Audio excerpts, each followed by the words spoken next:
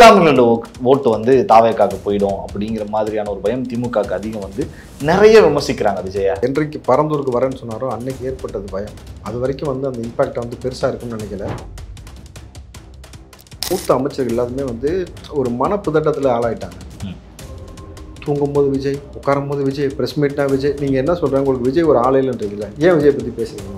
முதல் வாக்காளர்கள் வந்து 1,25,00,000 பேர் கணக்கெடுத்துருக்காங்க. அதில் 1 கோடி பேருக்கு மேலே வந்து விஜய் சார்ந்து எல்லாமே இயங்கிட்டு இருக்கான். அவன் சும்மா இல்லாமல் வீட்டில் அவங்க அப்பா அம்மாட்டெலாம் வந்து இந்த மாதிரி நீ விஜய்க்கு தான் ஓட்டு பண்ணுறான்.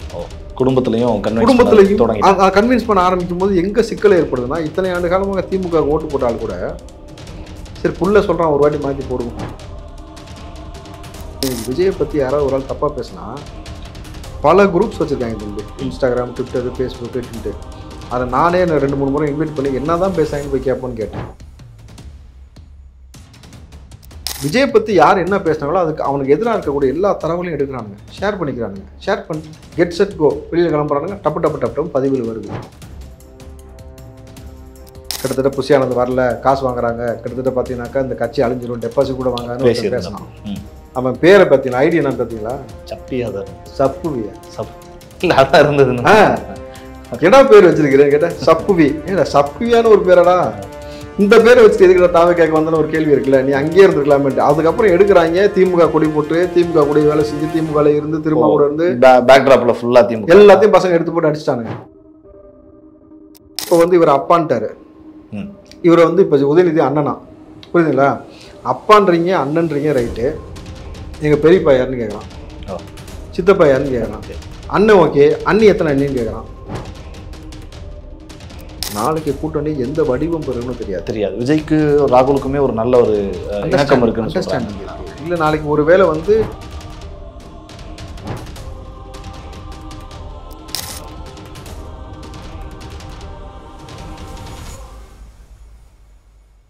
ஜாம்பவான் நேர்களுக்கு பிரபாகரனின் அன்பு வணக்கம். இன்றைய அரசியல் அரங்கம் நிகழ்ச்சியில் நம்மோடு இணைந்திருக்கக்கூடிய சிறப்பு விருந்தினர் ராவுத்தர் இப்ராஹிம் சார் அவர்கள். வணக்கம் சார். வணக்கம் பிரபாகரன். தாவேக்கா விஜய் அவர்கள் கட்சி தொடங்கினதே திமுகவுக்கு ஒரு பதட்டம், ஒரு பயம் அப்படின்னு தான் பேசிக்கிறாங்க. சமூக ஊடகங்கள்லையும் சரி, பொது வழிகளிலையும் உங்களை மாதிரியான அரசியல் சார்ந்தவர்களும் கருத்து தெரிவிக்கிறாங்க. இப்போ இந்த இஃப்தார் நோன்பு திறக்கப்பட்ட பிறகு, இந்த விஷயங்களுக்கு பிறகு இஸ்லாமியர்களோட ஓட்டு வந்து தாவேக்காக்கு போயிடும் அப்படிங்கிற மாதிரியான ஒரு பயம் திமுகவுக்கு அதிகம் வந்து நிறைய விமர்சிக்கிறாங்க விஜயா அப்படின்னு சொல்றாங்க. அந்த பயம் வந்துருச்சா திமுகவுக்கு? இல்லை, திமுகவுக்கு இன்னைக்கு வரல. அது ஃபர்ஸ்ட் அவர் வந்து என்றைக்கு பரந்தூருக்கு வரேன்னு சொன்னாரோ அன்னைக்கு ஏற்பட்டது பயம். அது வரைக்கும் வந்து அந்த இம்பாக்ட் வந்து பெருசாக இருக்கும்னு நினைக்கல. இது ஏதோ ஃபாரின் கண்ட்ரியில் இருக்கிற மாதிரி விசா பாஸ்போர்ட் வாங்கி போகிற மாதிரி எவ்வளோ ரெஸ்ட்ரிக்ஷன் கொடுத்தாங்க பார்த்தீங்கன்னா. இது வரைக்கும் 38 தலைவர்கள் போன போது போடப்படாத விதிமுறை என் ஊருக்குள்ளே என் மக்களை போய் சந்திக்கிறதுக்கு நீ அனுமதி கொடுக்க மாட்டேற, இந்த இடத்துல வச்சு பாரு, இவ்வளோ நேரத்தில் தான் பாருன்னு சொல்லி கட்டுப்பாடு விதிக்கும் பொழுது தான் அவர்களுக்கு இரண்டாவது பயம். இது வந்து முதல் பயம் எப்போ ஏற்பட்டதுனாக்கா, உளவுத்துறையுடைய கண்ணில் மண்ணவாரி போட்டுட்டு அவர் முதல் மாநாடு நடத்தும் பொழுது இவர்களுக்கு கணித்தது 3 லட்சம் பேர் வருவாங்க. அங்கே 8லேருந்து 10 லட்சம் பேர் வந்த பொழுது இவர்களுக்கு புரியல இது எந்த மாதிரி போகுதுன்ட்டு சொல்லிட்டு. ஸோ ரொம்ப பெரிய ஒரு தாக்கத்தை ஏற்படுத்தியிருக்கு. இதில் வந்து இவர்கள் ஆடக்கூடிய நாடகம் போல் ஆடாமல் அவர் அங்கே வந்து ஒரு இஸ்லாமியர் எதை சொல்லி தொழுவானோ, ஒரு இஸ்லாமியனாக மாறுவதற்கு களிமா சொல்லணும்னு சொல்லுவாங்க. அந்த களிமா சொல்லி அதுக்கு பிறகு அவர் நோன்பு நோற்று அதுக்கு பிறகு வந்து அவர் வந்து தொழுது, அதில் எந்த அரசியல் சாயமும் இல்லாமல், கட்சி கொடி இல்லை, அரசியல் பேசல, எந்த பேனர் இல்லை, எதுவுமே இல்லாமல் ரொம்ப சிம்பிளாக வந்து செஞ்சுட்டு போனால் தான் மிகப்பெரிய கலக்கம். இது என்னடா அது ஒரு மாதிரி வித்தியாசமாக பண்ணிட்டு இருக்கிறாப்புல அப்படின்னும் பொழுது அவர்களுக்கு ஒரு அச்ச உணர்வு ஏற்படுகிறது. இந்த அச்ச உணர்வு என்ன பிரச்சனை கொடுக்குதுனாக்கா, திமுகவில் கொடுக்கக்கூடிய மூத்த அமைச்சர்கள் எல்லாருமே வந்து ஒரு மனப்புதட்டத்தில் ஆளாயிட்டாங்க. தூங்கும்போது விஜய், உட்காரும்போது விஜய், ப்ரெஸ் மீட்னா விஜய். நீங்கள் என்ன சொல்கிறாங்க, உங்களுக்கு விஜய் ஒரு ஆலையில்ன்றீங்களா? ஏன் விஜய் பற்றி பேசுகிறீங்க? முதல்ல அமைச்சர் பெருமக்கள் எதற்காக விஜயை பற்றி பேசணும்? ஏன் டென்ஷன் ஆகிடுறாங்க? விஜய் பற்றி கேட்டாலே ஒரு பதட்டம் ஆகிடுறாங்க. இது நாளைக்கு யாராவது முக்கியமான ஆளுங்கள்லாம் போய் பொண்டாட்டி பக்கத்தில் உட்காரும்போது விஜய்னு சொல்லாமல் இருந்தால் சந்தோஷம். ஏன்னா இது எந்த நேரமும் வந்து நீங்கள் விஜய் விஜய் விஜய் விஜய், நீங்கள் விஜய் ஒரு ஆள் இல்லைன்றீங்க, சின்ன பையன்றீங்க. அப்போ பேசாமல் தவிர்த்துட்டு போக வேண்டியதானே? ஏன் போக முடியல? விஜய் ஒரு விஷயத்தை செஞ்சார்னா அது ஏன் நேஷனல் நியூஸாக மாறுது? அப்போ உங்களை கவனிப்பதை விட அவரை எவ்வளோ மிக முக்கியமாக ஊடகம் கவனிக்கிறது, தேசிய லெவலில் வந்து எவ்வளோ கவனம் பெற்றிருக்கிறது. இன்னும் சொல்ல போனீங்கன்னாக்கா heart of the city Vijay வந்தார். இப்போ அந்த நோன்பு திறப்பது இஃப்தார் நிகழ்ச்சிக்கு எவ்வளோ பெருவாரியான கூட்டம், மக்கள் பேரன்பு கொண்டு நேசித்து பிரிட்ஜ் மேலே நிற்கிறான், கீழே நிற்கிறான், ஆண்கள் பெண்கள் வயது வித்தியாசம் இல்லாமல் நிற்கிறாங்கன்னு பொழுது இதை பார்த்து விட்ட பிறகாவது உங்களுக்கு புரியுதா இல்லையா? நம்ம எத்தனை முறை அந்த ரோட்டில் போயிருக்கோம், நம்மளை ஒரு பயம் கண்டுக்கல. நம்மளா அண்ணன் வரார் வெளிவிடு, அண்ணன் வரார் வெளிவிடு, 4 எஸ்கார்டை முன்னாடி போக விட்டு போனோமே தவிர, அப்போது இந்த அளவுக்கு ஒரு, அதாவது ஒரு தலைவனுக்கு தொண்டர்களை வசீகரிக்க தெரிஞ்சிருக்கணும், ஈர்க்க தெரிஞ்சிருக்கணும். அவன் தான் தலைவன். எம்ஜிஆர் அதை செஞ்சு காமிச்சார். எம்ஜிஆர் அதை செஞ்சு காமிச்சதுனால தான் இன்றைக்கு வரைக்கும் எம்ஜிஆர் வந்து அவரை எவ்வளோ பெரிய நாட்கள் கடந்த பிறகும் அவருடைய இம்பேக்ட் இருக்குன்னு ஒரு விஷயம் இருக்குது. இப்போ அதுபோல் வந்து ரொம்ப ஈஸியாக சினிமா மூலமாக கவரப்பட்ட இந்த மக்களை இன்னும் சீக்கிரமாக அரசியல் படுத்துவதற்காக முதல் முறையாக அவர் எடுத்த ஸ்ட்ராட்டஜியை பார்த்தீங்கன்னாக்கா, மாணவ பிள்ளைகளை அரசியல் பழகுனார், அதற்கு பிறகு அரசியலுக்குள்ள வானார்.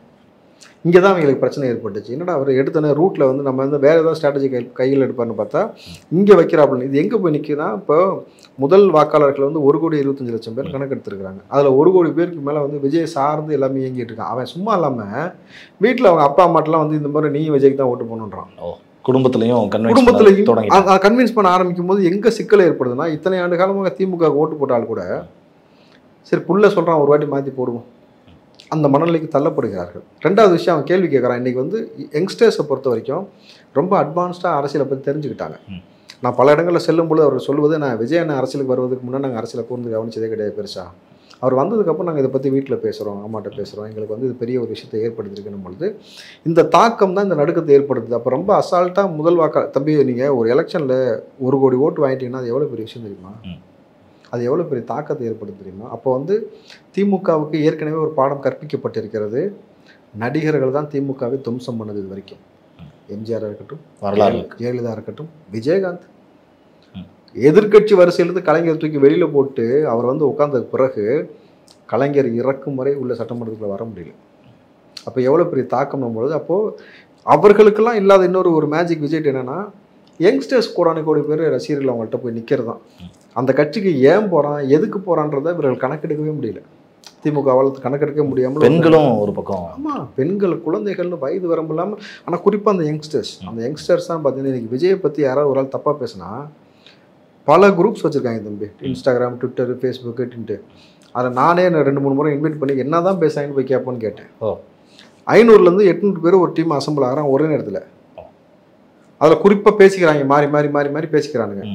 பேசிட்டு விஜய் பற்றி யார் என்ன பேசினாங்களோ அதுக்கு அவனுக்கு எதிராக இருக்கக்கூடிய எல்லா தரவுகளையும் எடுக்கிறானுங்க, ஷேர் பண்ணிக்கிறானுங்க. ஷேர் பண்ணிட்டு கெட் செட் கோ வெளியில் கிளம்புறானுங்க. டப்பு பதிவில் வருது. ஓகே, ஏன்டா செவ்வாழை நீ தானே அந்த வேலையை பார்த்துன்ற மாதிரி எல்லாமே வெட்ட வெளிச்சமாயிருது. அப்போ வந்து ஒன்றுமே செய்ய முடியல. இப்போ இதை ஒரு ஐடி விங் செய்ய முடியாது. இந்த விஷயத்தை ஒரு ஐடி விங் குறிப்பிட்ட நம்பரை வச்சு தான் செய்ய முடியும். இவன் தமிழ்நாட்டில் மட்டும் உட்காந்து செஞ்சால் பரவாயில்லையே, இவன் ஃபாரின் கண்ட்ரிலேருந்து லைனில் வரான் தம்பி, உள்ள ஃபாரின் கண்ட்ரிஸ்லேருந்து, வேறு ஸ்டேட்லேருந்து. அப்போ வந்து இந்த விஷயந்தான் இவங்களுக்கு ஒரு பயத்தை ஏற்படுத்துது. அதாவது விஜய் வந்து நாளைக்கு முதலமைச்சராக வருவார்னு யாரும் சொல்லலை. ஆனால் திமுக ஆட்சியில் உட்காராமல் போவதற்கு விஜய் மிக முக்கியமான காரணமாக இருப்பார். அதை தவிர்க்கவே முடியாதுன்றாங்க. விஜய் வந்து 2031 அவருடைய வேலையை பார்த்துக்கலாம், சிஎம் ஆகிறதுக்கான வேலையை. ஆனால் இப்போவே உள்ளே வந்த ஒரு கொஞ்ச நேரத்துலேயே 70 ஆண்டு கட்சியை வந்து அந்த ஆலமரம்னு சொல்ல வச்சாங்கல்ல, அந்த ஆலமரத்து வேறு ஆணி வேறு அறுக்கிற மாதிரி ஒரு வேலை பார்க்குறாருல, அவர் பார்க்கல. மெயினாக சொல்ல போனால் உண்மையை சொன்னால் அவர் பார்க்கல. அவர் இனிமேல் தான் கிரவுண்டில் இறங்கி பார்க்க போகிறார். அவருக்காக அரசியல் இல்லாமல், பதவி வாங்காமல், எந்த எதிர்பார்ப்பும் இல்லாமல் நேசிக்கிறான் பார் பேரன்பு கொண்ட ரசிகர்கள், அவன் பார்த்துக்கிட்டு இருக்கிறான். இப்போ கூட இந்த மகளிர் தினத்துக்கு வந்து ஒருத்தர் வந்து கிட்டத்தட்ட புஷியானது வரல, காசு வாங்குறாங்க, கிட்டத்தட்ட பார்த்தீங்கன்னாக்கா இந்த கட்சி அழிஞ்சிடும், டெபாசிட் கூட வாங்கான்னு பேசினான். அவன் பேரை பார்த்தீங்களா, ஐடியா என்ன பார்த்தீங்களா? சப்பியா தான், சப்புவியா, அதான் இருந்ததுன்னா என்ன பேர் வச்சிருக்கிறேன் கேட்டேன். சப்புவி. ஏடா சப்புவியான ஒரு பேரடா, இந்த பேரை வச்சுட்டு எதுக்கிட்ட தாவே கேட்க வந்தான்னு ஒரு கேள்வி இருக்குல்ல, நீ அங்கேயே இருந்துருக்கலாமேட்டு. அதுக்கப்புறம் எடுக்கிறாங்க திமுக கொடி போட்டு, திமுக கொடி வேலை செஞ்சு, திமுக இருந்து திரும்ப கூட இருந்து பேக்ராப்ல ஃபுல்லா திமுக எல்லாத்தையும் பசங்க எடுத்து போட்டு அடிச்சிட்டானுங்க. எப்பா நீ என்ன சப்புவேன்றது இப்பதான் தெரிஞ்சு, நீ ஏன்டா இங்க வந்து தெரிஞ்சிடான்னு சொல்லிட்டு அடிக்கிறானுங்க. அப்போ இது போல ஒவ்வொரு தரவுகளையும் எடுக்கிறானுங்க. அப்போ இதுதான் வந்து கிரவுண்ட்ல திமுகவால் சமாளிக்க முடியாத பிரச்சனை.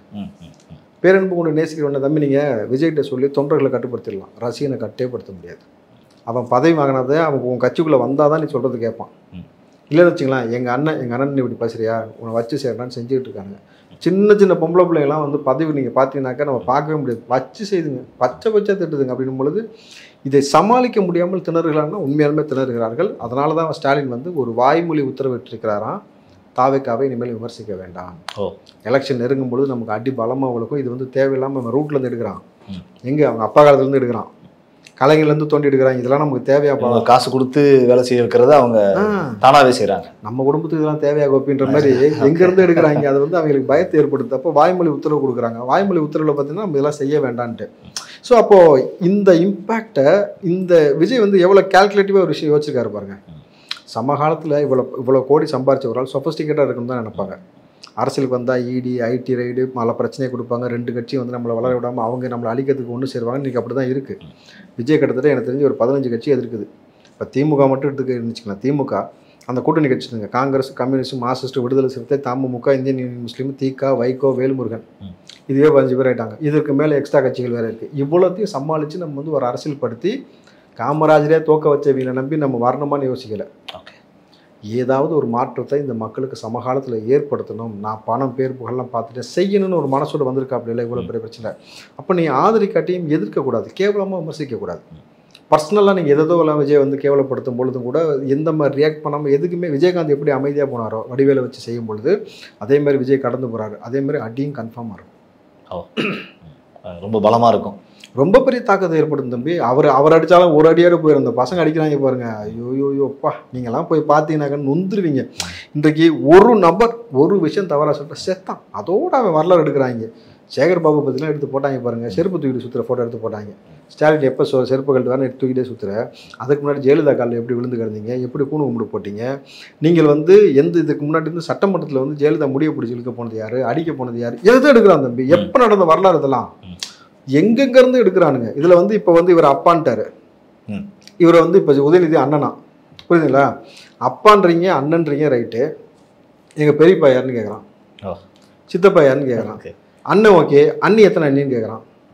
இதெல்லாம் எவ்வளோ பெரிய சிக்கல் தெரியுமா உங்களுக்கு? அப்போது இவனுங்க கேட்கக்கூடிய கேள்விகளுக்கு இதெல்லாம் நம்ம இந்த அரசியல் இவங்களுக்கு இது புதுசு. கடைசியில் இது எப்படி ஆகி போச்சுன்னா திமுக இதெல்லாம் புதுசாக இவங்களுக்கெல்லாம் இந்த மாதிரிலாம் ஃபேஸ் பண்ணதில்லை. அவனுக்கு அதிமுக எப்படி ஃபேஸ் பண்ணணும்னு தெரியும், பிற கட்சியை வந்து எப்படி மிரட்டணும்னு தெரியும். இந்த பசங்களை என்ன பண்ணுறதுன்னு தெரியல.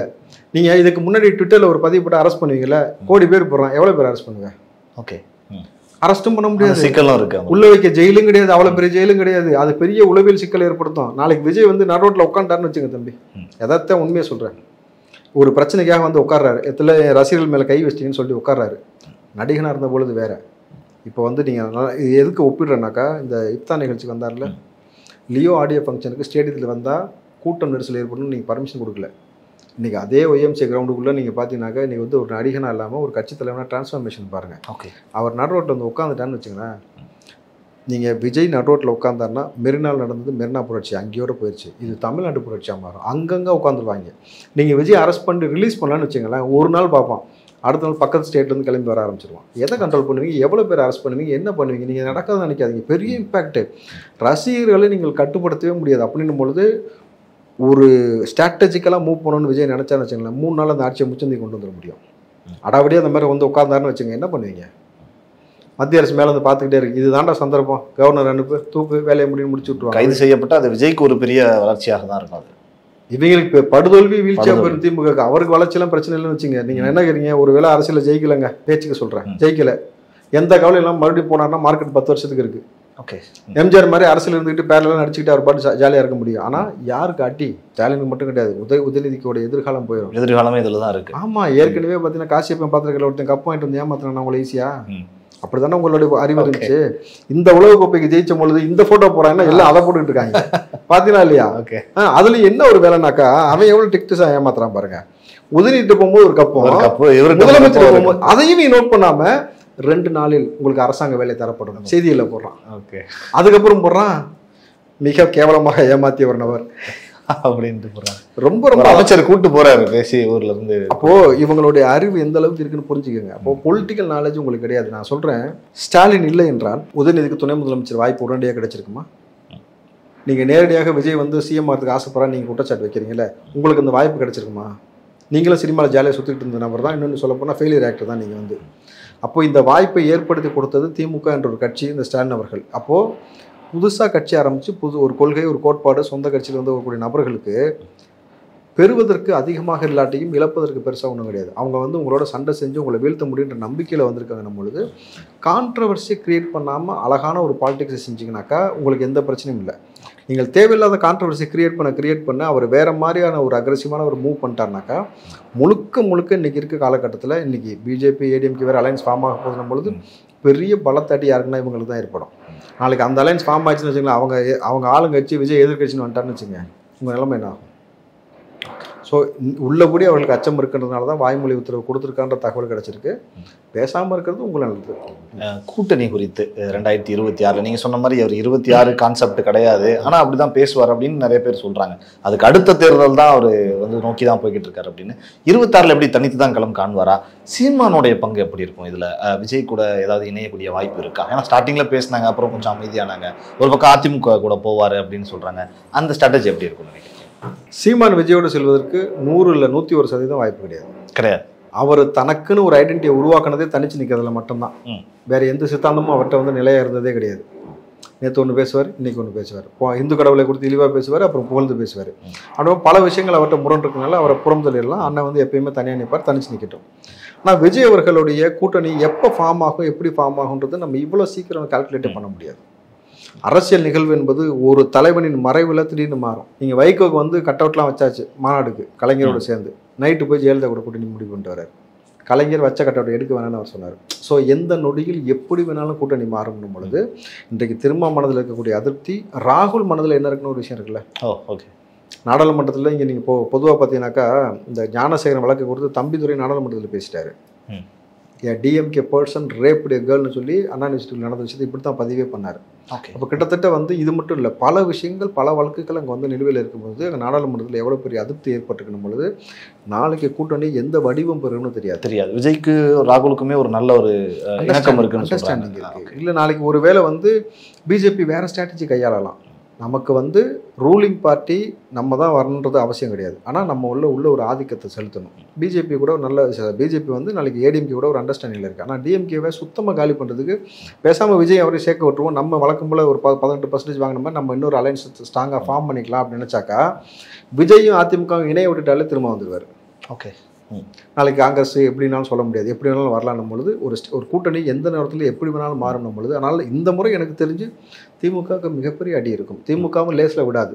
எத்தனை லட்சம் பணத்தை வேணாலும் இறைக்க தயாராக இருக்கும். இறைத்தாலும் இந்த முறை யங்ஸ்டர்ஸை நீங்கள் வந்து விலைக்கு வாங்க முடியாதுன்னும் பொழுது களச்சூழல் மாறும். பார்ப்போம்ண்ணே. பல விஷயங்கள் எங்களோடு இணைந்து நிறைய தகவல்களை பகிர்ந்து கொண்டீர்கள். வரக்கூடிய நாட்களில் மேலும் சில நிகழ்ச்சிகளில் உங்களோடு இணைந்து பயணிக்கும் அப்படின்னு நினைக்கிறேன். நன்றி.